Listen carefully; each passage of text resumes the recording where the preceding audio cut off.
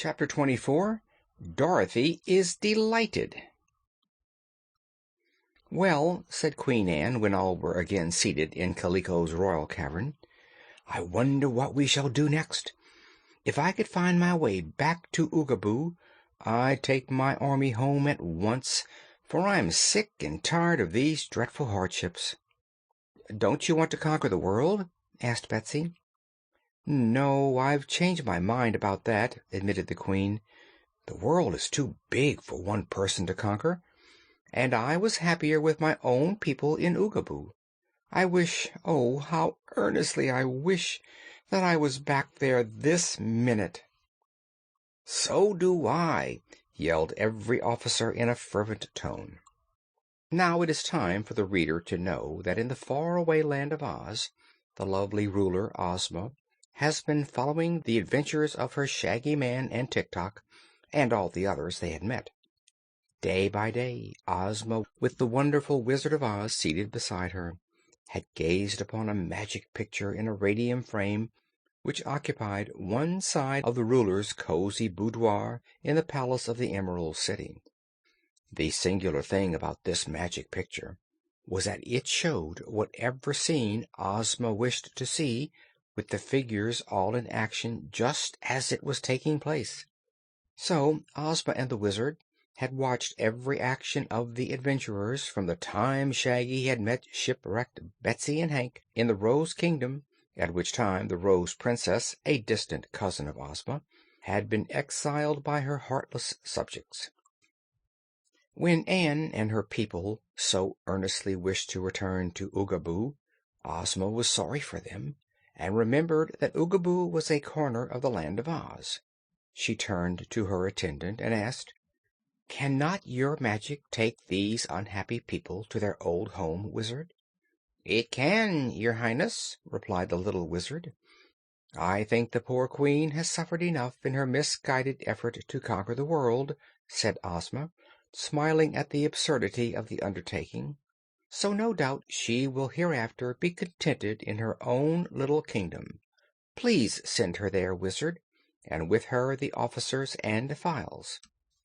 "How about the Rose Princess?" asked the Wizard. "Send her to Oogaboo with Files," answered Ozma. "They have become such good friends that I am sure it would make them unhappy to separate them."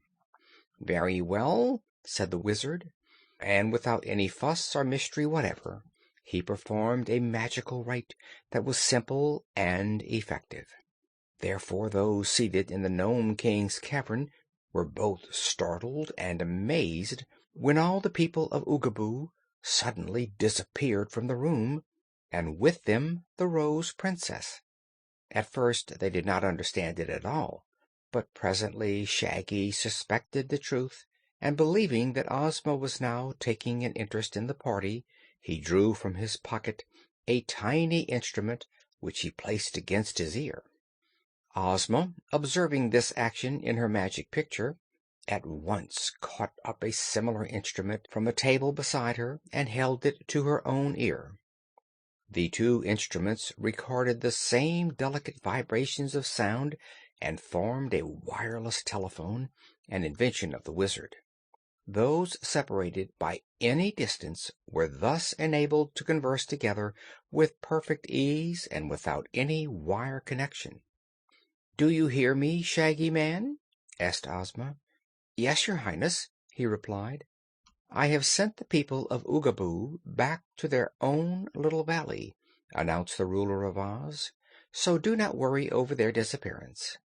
"That was very kind of you," said Shaggy, "but your Highness must permit me to report that my own mission here is now ended. I have found my lost brother, and he is now beside me, freed from the enchantment of ugliness which Ruggedo cast upon him. Tik-Tok has served me and my comrades faithfully, as you requested him to do, and I hope you will now transport the Clockwork Man back to your fairyland of Oz." "I will do that," replied Ozma. "But how about yourself, Shaggy?" "I have been very happy in Oz," he said, "but my duty to others forces me to exile myself from that delightful land.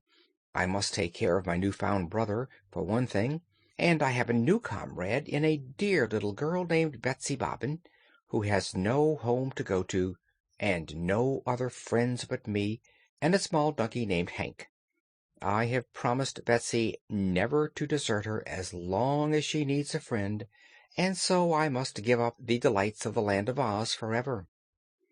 He said this with a sigh of regret, and Ozma made no reply, but laid the tiny instrument on her table, thus cutting off all further communication with the Shaggy Man. But the lovely ruler of Oz still watched her magic picture with a thoughtful expression upon her face, and the little Wizard of Oz watched Ozma and smiled softly to himself. In the cavern of the Nome King, Shaggy replaced the wireless telephone in his pocket, and, turning to Betsy, said in as cheerful a voice as he could muster, "Well, little comrade, what shall we do next?" "I don't know, I'm sure," she answered with a puzzled face. "I'm kind of sorry our adventures are over, for I enjoyed them. And now that Queen Ann and her people are gone, and Polychrome is gone, and, dear me, where's Tik-Tok, Shaggy?" "He also has disappeared," said Shaggy, looking around the cavern and nodding wisely. "By this time he is in Ozma's palace in the Land of Oz, which is his home." "Isn't it your home, too?" asked Betsy. "It used to be, my dear, but now my home is wherever you and my brother are. We are wanderers, you know, but if we stick together, I'm sure we shall have a good time." "Then," said the girl, "let us get out of this stuffy underground cavern and go in search of new adventures. I'm sure it has stopped raining." "I'm ready," said Shaggy, and then they bade good-bye to King Kaliko and thanked him for his assistance, and went out to the mouth of the passage. The sky was now clear and a brilliant blue in color. The sun shone brightly, and even this rugged, rocky country seemed delightful after their confinement underground. There were but four of them now, Betsy and Hank and Shaggy and his brother, and the little party made their way down the mountain and followed a faint path that led toward the southwest. During this time Ozma had been holding a conference with the Wizard, and later with Tik-Tok, whom the magic of the Wizard had quickly transported to Ozma's palace. Tik-Tok had only words of praise for Betsy Bobbin, who, he said, is almost as nice as Dorothy herself.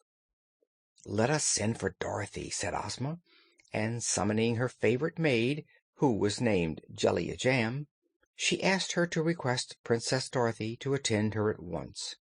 So a few moments later Dorothy entered Ozma's room and greeted her and the Wizard and Tik-Tok with the same gentle smile and simple manner that had won for the little girl the love of every one she met. "Did you want to see me, Ozma?" she asked. "Yes, dear. I am puzzled how to act, and I want your advice." "I don't believe it's worth much," replied Dorothy, "but I'll do the best I can. What is it all about, Ozma?" "You all know," said the girl Ruler, addressing her three friends, "what a serious thing it is to admit any mortals into this fairyland of Oz. It is true I have invited several mortals to make their home here, and all of them have proved true and loyal subjects. Indeed, no one of you three was a native of Oz. Dorothy and the Wizard came here from the United States, and Tik-Tok came from the land of Ev. But of course he is not a mortal. Shaggy is another American, and he is the cause of all my worry, for our dear Shaggy will not return here and desert the new friends he has found in his recent adventures, because he believes they need his services." "Shaggy Man was always kind-hearted," remarked Dorothy. "But who are these new friends he has found?" "One is his brother, who for many years has been a prisoner of the Nome King, our old enemy Ruggedo. This brother seems a kindly, honest fellow, but he has done nothing to entitle him to a home in the Land of Oz." "Who else?" asked Dorothy. "I have told you about Betsy Bobbin, the little girl who was shipwrecked. in much the same way you once were, and has since been following the Shaggy Man in his search for his lost brother. You remember her, do you not?" "Oh, yes!" exclaimed Dorothy. "I've often watched her and Hank in the Magic Picture, you know. She's a dear little girl, and old Hank is a darling. Where are they now?" "Look and see," replied Ozma, with a smile at her friend's enthusiasm. Dorothy turned to the picture, which showed Betsy and Hank, with Shaggy and his brother, trudging along the rocky paths of a barren country. "Seems to me," she said musingly, "that they're a good way from any place to sleep, or any nice things to eat." "You are right," said Tik-Tok. "I have been in that country, and it is a wilderness." "It is the country of the Nomes," explained the Wizard, "who are so mischievous that no one cares to live near them.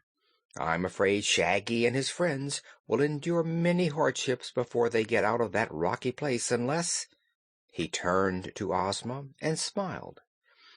"Unless I ask you to transport them all here?" she asked. "Yes, your Highness."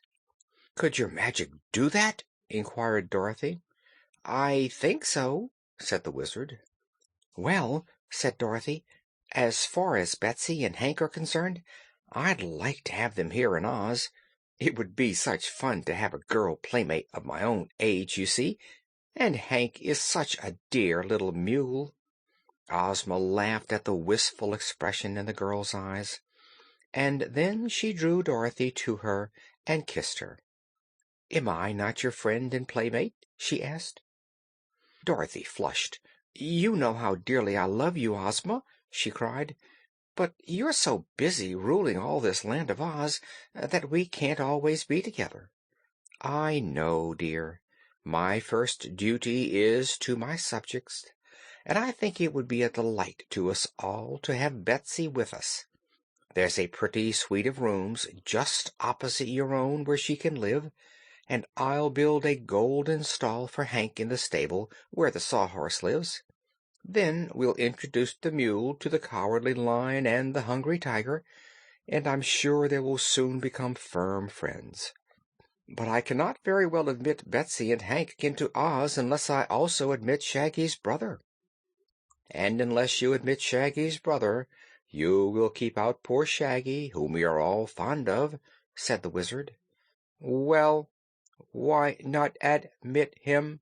demanded Tik-Tok. "The Land of Oz is not a refuge for all mortals in distress," explained Ozma. "I do not wish to be unkind to Shaggy Man, but his brother has no claim on me." "The Land of Oz isn't crowded," suggested Dorothy. "Then you advise me to admit Shaggy's brother?" inquired Ozma. "Well, we can't afford to lose our Shaggy Man, can we?" "No, indeed," remarked Ozma. "What do you say, Wizard?" "I'm getting my magic ready to transport them all." "And you, Tik-Tok?" "Shaggy's brother is a good fellow, and we can't spare Shaggy." "So then the question is settled," decided Ozma. "Perform your magic, Wizard." He did so, placing a silver plate upon a small standard and pouring upon the plate a small quantity of pink powder, which was contained in a crystal vial. Then he muttered a rather difficult incantation which the sorceress Glinda the Good had taught him, and it all ended in a puff of perfumed smoke from the silver plate. This smoke was so pungent that it made both Ozma and Dorothy rub their eyes for a moment. "You must pardon these disagreeable fumes," said the Wizard. "I assure you the smoke is a very necessary part of my wizardry." "Look!" cried Dorothy, pointing to the magic picture. "They're gone! All of them are gone!" Indeed, the picture now showed the same rocky landscape as before, but the three people and the mule had disappeared from it. "They are gone," said the Wizard, polishing the silver plate and wrapping it in a fine cloth, "because they are here." At that moment Jellia Jamb entered the room. "Your Highness," she said to Ozma, The Shaggy Man and another man are in the waiting room and ask to pay their respects to you. Shaggy is crying like a baby, but he says they are tears of joy." "Send them here at once, Jellia," commanded Ozma. "Also," continued the maid, "a girl and a small-sized mule have mysteriously arrived, but they don't seem to know where they are or how they got here. Shall I send them here too?" "Oh, no!" exclaimed Dorothy, eagerly jumping up from her chair. "I'll go meet Betsy myself, for she'll feel awful strange in this big palace." And she ran down the stairs two at a time to greet her new friend, Betsy Bobbin. Chapter 24.